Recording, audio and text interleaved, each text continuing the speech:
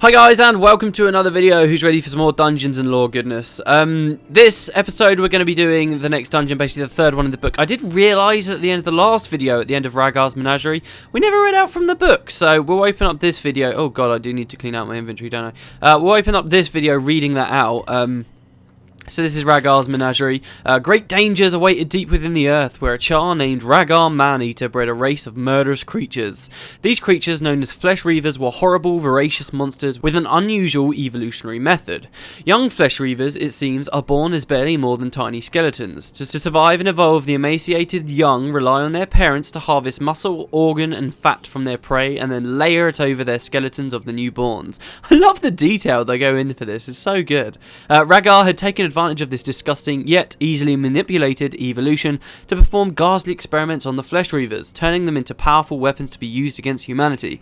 By searching carefully, we found unexpected allies among Ragar's failed creations. Ragar was still difficult to defeat, for he was armed with powerful magic and could teleport freely around his twisted workshop. Do you know what? I think we might start each video with a recap of the previous dungeon by reading that out. That sounds pretty good to me. What about you guys? You like that? Alright, yeah, so this video, we're going to be doing a pretty easy, nice laid-back dungeon that lots of people run all the time and do, you know, 2-man, 3-man it. Very fun for small-time farms, in fact. I've done this many times just for a bit of a laugh with a few of my friends. And it's a pretty cool dungeon. It's called the Cathedral of Flames. You've seen me get the quest dialogue a fair few times, actually, if you've seen my Eye of the North Let's Play. And in fact, in the last couple of videos in the dungeon series, we even did this. It's the other quest that Gron Fierceclaw gives us. And basically, this dungeon will be taking us directly back through the dungeon we saw essentially during the main quest of the main storyline of Eye of the North. The only difference is, do you remember in the Let's Play I talked about that room right at the end behind the boss that was like a closed off door? This time we get to go behind the door. It's pretty cool though. There's a nice new plot.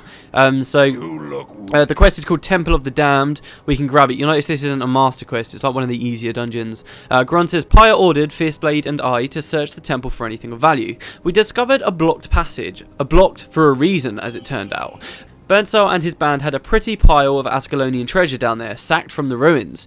You'd think being suddenly rich would solve all my problems, Mouse, but the issue is the spirits attached to the treasure haunt these vaults. Seems one called Murukai is creating a storm of souls to unleash on you mice and Char alike. We thought you'd have an easier time getting rid of them, seeing as how they're your species, or were. Or, look, I just don't like dead things. We tried to liberate the spirits with steel, but they keep coming back to the relics. Pyre needs those relics to fund the battles against the Shaman's forces, and nobody wants haunted gold, trust me. Set your mind at ease and free the spirits, won't you? Alright, so you want me to clean up your backyard and bring you some toys? Got it. Brilliant. Right, everybody's ready, I think. Everybody who came along for this dungeon, so let's just head on in, shall we? Temple of the Damned. When we were down there, we heard the eerie whisper of a name. Murukai. You must defeat her. Let's liberate some spirits and some treasure. So this is the Cathedral of Flames. This is one of those kind of cool dungeons because there are a few unique drops you can get in the dungeon. They're quite rare drops. And they'll allow you to speak to some collectors at the start of the dungeon. These guys here, I think these are the collectors anyway, that will actually give you some cool new headgear and stuff, which I'll hopefully show off during the series. So here's one. He says, Torg wasn't the only one captured by Pyre's warband. I thought they spared me, but then Grom made us investigate that passage. We barely escaped with the fur on our backs. If I don't come back with something, it will be the end of me. I was told to collect 50 Diaster chalices. Help me collect them and I'll give you a blindfold, so that's unique headgear that any profession could wear. And this one over here, 25 golden Rin relics. Murukai was a necromancer who fought the Char in Ascalon, but now her spirits rage in the passages below. I am in the same predicament as Dexter over there, but bring me 5 of these relics and I'll give you a dread mask, you see? So it's pretty cool. They're two, I love the dread mask, but these, like the Rin relics are super rare. Like you'd have to complete the dungeon so many times to be able to actually handle it. And yeah, then that way will actually take you back out of the dungeon. So pretty cool. Somebody's got to load in, so I'll give it a cut until they're in, and then we'll continue on, and we'll continue with our talk. I don't know if we're still going to be talking about the Kodan in this episode, or whether we'll move on to something new. So yeah, let's see how this goes. Yeah, there's just a little bit more Kodan. Just the end of the blog post, there's 2 more sections of it. Let's just jump straight in, shall we? There's some cool stuff to talk about with the Cathedral of Flames, so hopefully we'll go to that towards the end. But like I say, it's quite an easy, quite a short dungeon. So, like obviously this is post-commentary, guys, so hi. I've finished the dungeon now. This went really, really quickly. This was like half an hour to complete it in its entirety, which is really, really, really crazy.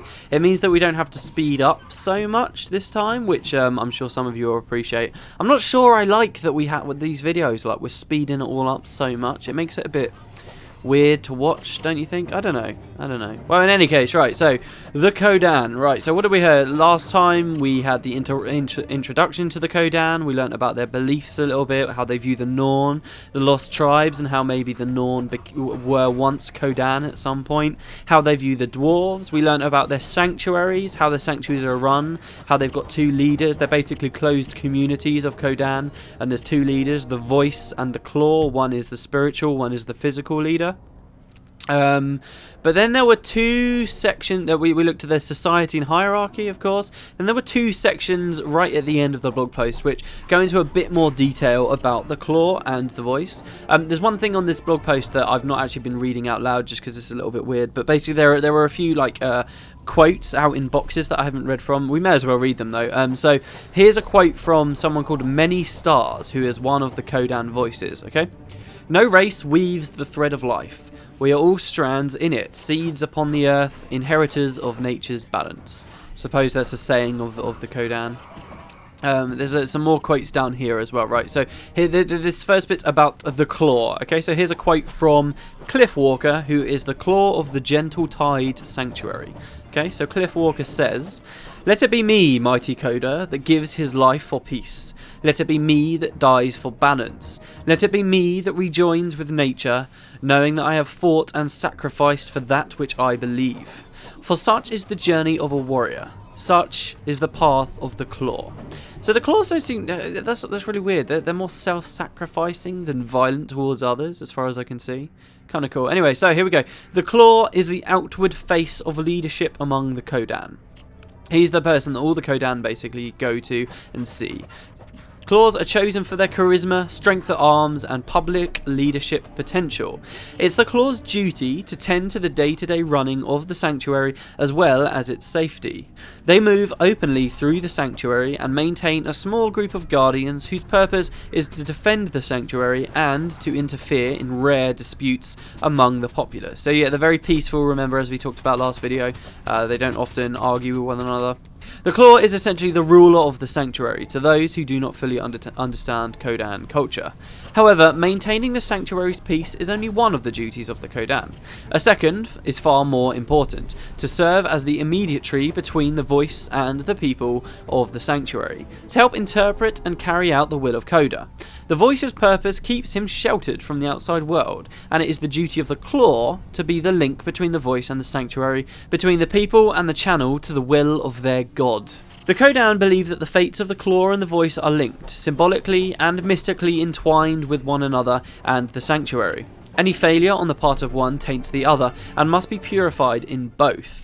Therefore, a Claw takes his duties seriously, realizing that if he fails, he has not only brought harm to himself or his people, but he's also brought harm to the voice, and therefore the very spirit and soul of the sanctuary. These guys, they're so deeply spiritual, it's crazy.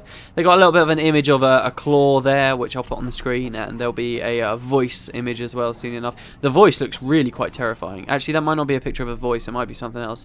Okay, so the voice. Let's just whack through this, shall we? The voice. Here's a quote from Bitter Tears of Plenty. I love their naming conventions, that's crazy. Bitter Tears of Plenty, voice of the gentle tide sanctuary. So this is the voice of the same sanctuary of the Claw we just heard a quote from. So this voice says, "Let it be me, mighty Koda, that gives his life for knowledge. Let it be me that dies so that truth can survive. Let it be me that rejoins with nature, knowing that I have looked into your eyes and brought back wisdom for my people. For such is the journey of a shaman, such is the path of a voice." Alright, so the voice is a spiritualist, chosen for their innate, deep connection to Koda and their understanding of his will. A combination of high priest and record keeper, the voice maintains a memorized record of all things of great import that have occurred to the Kodan of his sanctuary, and passes that history down to his successor when he is near his death. Because the voice is attended by a small staff of shamans, even if he dies prematurely, most of the knowledge will not be lost. However, as the voice rarely leaves his ritual chambers, it's an extremely uncommon occurrence that the voice leaves his post from anything but the passing of the Claw, hopefully after several hundred years of service to their people. It's the voices, so like that brings to my mind images of just people breaking into these sanctuaries, like I said last time, and just like killing the voice, maybe because they don't agree with what the voice is saying, or because they know by killing the voice the claw has to sit down and stuff. It's very weird. Right, it is the voice's duty to seek out and interpret the will of Koda and to bring spiritual guidance to the Kodan of his sanctuary. In these things, the voice is all-knowing and blessed, possessed of supernatural knowledge, authority, and freedom from any error or sin. See, that doesn't sound good. Freedom from any error or sin. So they can just be entirely corrupt and they'll be forgiven for it. They can sanction laws, proclaim judgments on a grand scale, and interpret Koda's will in any situation. Yeah, it definitely sounds like they can become corrupt and just do whatever they want. Proclaim judgments on a grand scale. I can really imagine a corrupt one just judging that all Asura, for instance, are arseholes. not that many races have already proclaimed that all Asuras are arseholes, but I can imagine something like that happening, and then we have to take out the sanctuary or something. Unfortunately, the rituals and this is the interesting bit. Unfortunately, the rituals and path working that a voice must go through in his duties, and the simple fact that their mind is always open to the mists, means that the voice can become unstable. Only through the will of Koda does the voice remain grounded and be able to do his duty. It's the claw's logical interpretation of the voice's mysticism that provides structure and law for the sanctuary as a whole. See, so they can become corrupt, and like I said, we'll learn about the Norn and how certain Norn can become corrupt as well. It is rare but not unheard of that a voice might be so completely overcome by the visions that they go insane, a sickness known as the rage of the Koda. This is called a time of trial by the Kodan, who believe that it means Koda is personally testing their spirituality and the strength of their sanctuary. Usually the voice dies only a few years after a time of trial occurs, as their body shuts down from the strain and the insanity. At that point, the sanctuary is believed to be purified of all sin, judged and set to order by Koda himself. See, this is mad. They've got like an all-powerful guy who's basically protected from all sin, who can make sweeping judgments, and who can be completely insane for 2 years, lording over the Koda of that sanctuary. If that doesn't sound like the Kodan can become corrupt and antagonists in some way, then I don't know what does. But that's how they end the blog post, guys. That's our look at the Koda. You now know, if you've been watching all my videos, in fact, if you've just been watching these few, really, you now know everything there is to know about the Kodan. Really cool race, I think. They're very cool. Maybe I just like polar bears and armor. As cliche as it is, maybe I just like it. I think they're a really cool race, though. So yeah, like this was really the first lore blog post that came out. Really, I didn't want to do 3 videos on every single blog post. That probably won't be happening, don't worry. We'll pick up the pace a little bit if you want. Let me know, though. Let me know if you prefer sort of my interpretations of it, or whether you just rather I sit here and read. Like I said before, that sounds a bit off to me. Just sitting here reading sounds a bit cheap and a bit crap. But yeah, let me know what you think. Shall we look at maybe some more Cathedral Flames stuff? I mean, like I said, it was a very short dungeon this time, so it wouldn't have to be sped up that much. I mean, so for a 20-minute video. But yeah, okay, so yeah, the very, very cool race. Tomorrow, who should we look at next? I'm not actually 100% sure. I think in February was the next lore post. Let's have a quick look here.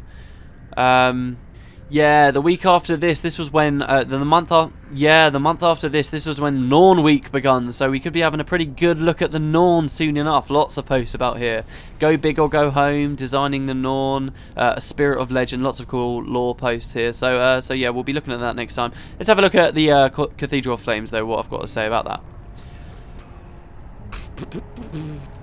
Whew, okay, and we're back. Okay, so this is the boss room. This is the end of the dungeon. It's not a bad dungeon. It's a pretty cool dungeon, if you ask me. Not too shabby, not too difficult to do. I'll show you this door. So this door right at the end, this was all Eye of the North stuff. This was all layout that we'd seen before, right? This is the room where the effigies, there were one on the left, one was on the right. Well, now this room is just like full of fire darts. You see these here? Oh, and fire traps like those. And I'm going to have to keep dodging these because nobody knows that I've come up here.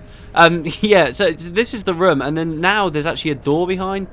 Corey, you idiot. You just stood in the trap the entire time. Wow, you guys should have let him die. You should have let him die. Terrible. Right, well, anyway, you can come through the door, and this is the boss room. This is where Murukai herself is. And it's not too bad. It's pretty cool in here. She's not that hard of a boss. She's an interesting boss, I suppose. We'll talk about her mechanics. Basically, first we've got to get to her. There's some bone fiends here, obviously, that we need to kill first. You'll notice I'm using Avatar of Balthazar this time. I've been using Grent so much recently, so much. I just want... It's a nice excuse to come use Balthazar as well, because we do holy damage as Balthazar, obviously, which means we do double damage, you see. So it's just very easy to hit over 50 really, really quickly. Anyway, to kill her, you just come over here past all this lava and stuff. Someone was saying actually earlier in this this mission how much they love the look of lava, and it's true. It does. It looks amazing in Eye of the North. I really do like this room. See, I mean, I'm very familiar with this dungeon. I mean, I think a lot of people generally are, because this dungeon is one of those dungeons that a lot of people run. You know, it's really fun to do it. Like, you can still two-man the run. It's not that hard, but, you know, it's not so common after they nerfed some of the... 600 smite techniques. Now it's mostly 3-man, but it's still a cool little farm you can do. You can run through. Anyway, here's Murukai herself. And we'll run over to her and start trying to fight her. You see she's got the spell here. Murukai's cool. That'll summon a load of undead to her side. Which with any luck, now that we're using Avatar of Balthazar, we'll just shred through. Yep, brilliant. And we just keep killing her like this. Now, one thing about this boss fight is the more people fighting her, the stronger some of her skills seem to be. Like, the more that she'll be able to hurt your team. And we'll see as we go through. I can't remember 100% all of her skills, but we'll surely see some stuff. Yeah, so like Murukai's consumption here, she'll steal health from everyone in the area, okay? And you see she's got a power meter down here, right? This power meter will slowly go up. It looks like we... I may as well not even talk about it. This power meter, this is like a huge overdrive ability if it gets filled up. And essentially, when it's completely full, she'll just like devastate your team and put like every condition on the game on everyone and do a crap load of damage as well, which is really, really cool. But I mean, we're just devastating her anyway, so there you go. This is what, the third boss we've done this to? All the boss fights are really interesting. It's just, I suppose, now with all the power creep and stuff, people can just absolutely shatter their way through these guys. It's such a shame. I remember the first time I fought her in a proper team. She is really dangerous. Look, her rage bar hasn't even gone up slightly. Wow. But there you go. Yeah, so she's a cool boss. Pretty cool dungeon. One of the more laid back, but one of the easier ones. She dies. The chest spawns where she was stood, which we can open up. I don't think generally there's that much amazing stuff you can get out of this chest. Do you know that at the end of the first dungeon we did at Catacombs of Cathedral, there's some really cool swords and stuff, really amazing swords that you can get. Oh look, we got Murukai's Reaver here. See, check this out. Anyway, here's the Servia carving which the Char want to sell. This is like the this is essentially the same as the Cathandrax's Crusher we got before. Also, check it out. We got a Rin relic during the quest, which is pretty amazing. What should I drop? Let's just drop the Reaver. I mean, the Reaver looks kind of cool.